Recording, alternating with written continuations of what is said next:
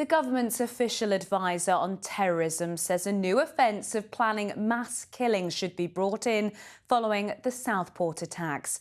Jonathan Hall has been carrying out a review of the definition of terrorism since Axel Rudicabane's deadly knife attack last July.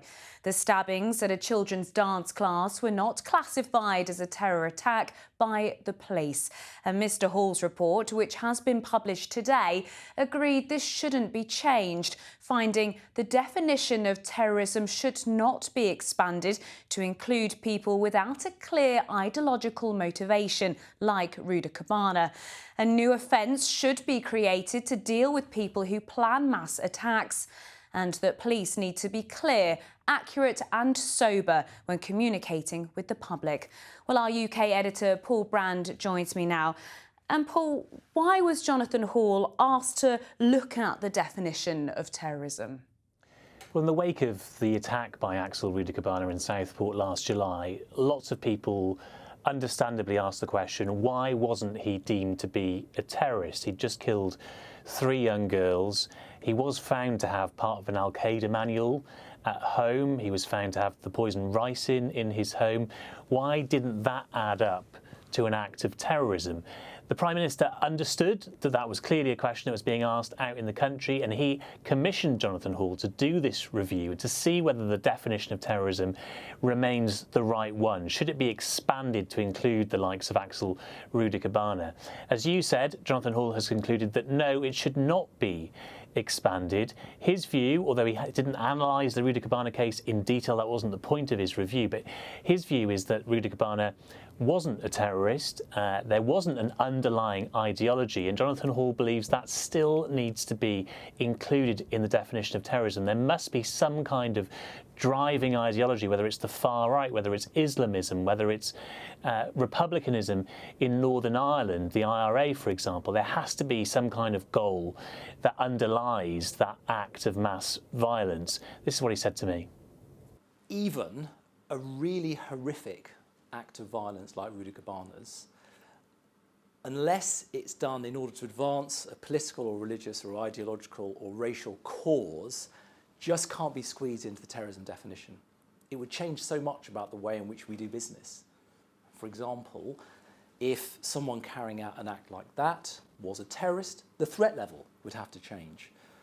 And I've looked at it, I've thought, is it possible to find a way of changing the definition so that maybe you could bring some of those extra resources like the police and MI5 to try and stop this sort of thing happening again?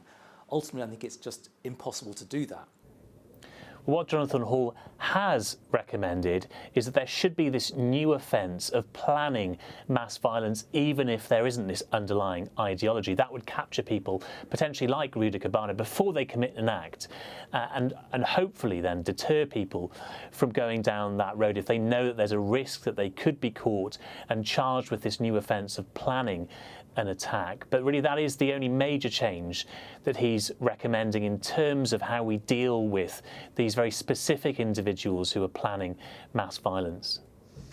Well, Jonathan Hall also looked at the way police reacted and dealt with the reaction following the Southport attacks. And when he references police needing to be clear, accurate and sober when communicating with the public in wake of such attacks, he's referencing the disinformation that spread on social media following the Southport attacks, isn't he? Is that right?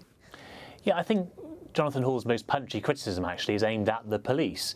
Merseyside police, in the wake of the Southport attacks, gave us a little bit of information as journalists, but we spent a huge amount of our time trying to debunk a lot of the myths that were online about Axel Rudicabane. You'll remember that he was incorrectly identified as a Muslim, that he'd arrived on a small boat as an asylum seeker. None of that was true.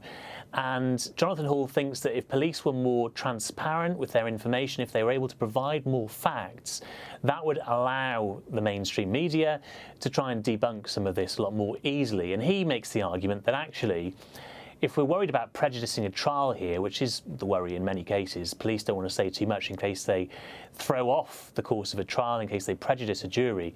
He thinks actually the misinformation is far more prejudicial. That is going to warp the minds of jurors, that's going to bias the minds of jurors just as much as releasing true information might do. In fact, more than releasing true information might do. So he believes police do need to change their approach here. He said to me the pendulum has swung far too far in the other direction in terms of the police being too cautious, too worried in the wake of things like Leveson, which you'll remember investigated the relationship between police and journalists because of bad behaviour by some journalists and by some police officers. He thinks there's been a kind of an overcorrection for that, and actually the police do need to be a lot more forthcoming with information so that this misinformation in the case of Southport isn't replicated in other cases too.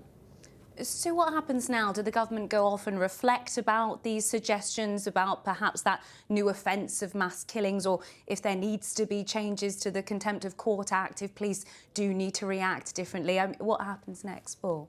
Well, there are a few steps that can be taken here. The Law Commission is already looking at contempt of court action, whether the bill needs to be updated in a modern age where people are just saying stuff online and often not being prosecuted for contempt of court.